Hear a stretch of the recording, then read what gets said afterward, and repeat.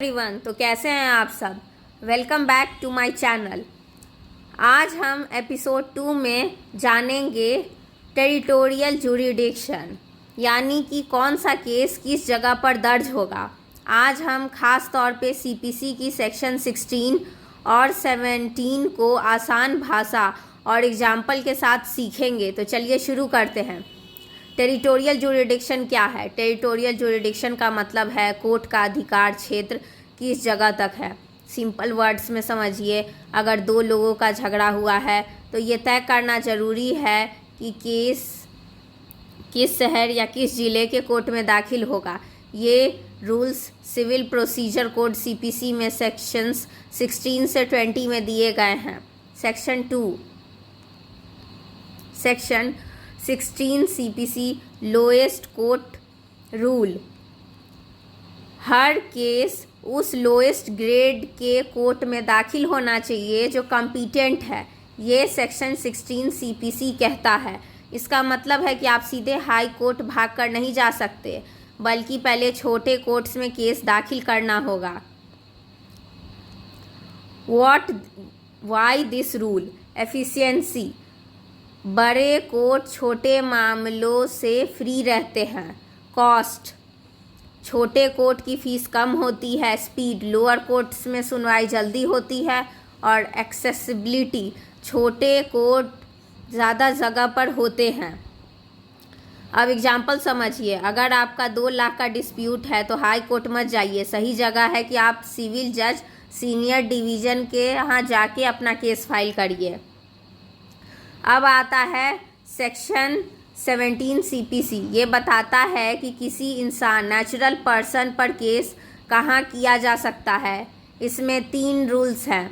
Single defendant rule, अगर एक ही defendant है तो आप केस वहाँ कर सकते हैं जहाँ वो एक्चुअली और वॉलेंट्री रिसाइड करता है, मतलब सच में रहता है, बिजनेस करता है या वर्क फॉर गेन करता है जहाँ वो कमाई करता है। एग्जाम्पल, राजेश दिल्ली में रहता है, गुड़गांव में जॉब करता है और नोएडा में बिजनेस करता है। अगर केस दिल्ली, गुड़गांव या नोएडा कहीं भी आप डाल सकते हैं। अब दूसरा है मल्टीपल डिफेंडेंट्स रूल।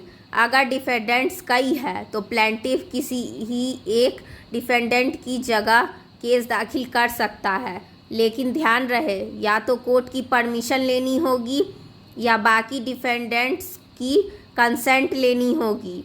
एग्जाम्पल, आप राम दिल्ली, श्याम मुंबई और गीता कोलकाता तीनों पर केस करना चाहते हैं। आप दिल्ली में केस दाखिल कर सकते हैं क्योंकि राम वहीं रहता है, लेकिन इसके लिए या तो कोर्ट से परमिशन लेनी होगी या श्याम और गीता की रिटन कंसेंट लेनी होगी। अब तीसरा है कॉज ऑफ एक्शन रूल। अगर डिफेंडेंट अलग अलग जगह पर है तो प्लेंटिफ वहाँ भी केस दाखिल कर सकता है जहाँ कॉज ऑफ एक्शन एराइज हुआ हो। अब इसका डिटेल हम एपिसोड 3 में समझेंगे। तो दोस्तों, आज हमने टेरिटोरियल जुरिडिक्शन का पहला हिस्सा सीखा। Section 16 lowest court rule, section 17 where to sue natural persons, single plus multiple defendants plus cause of action. इसमें हमें क्लियर हो गया कि इंसानों के बीच डिस्प्यूट होने पर कहाँ केस दाखिल करना चाहिए।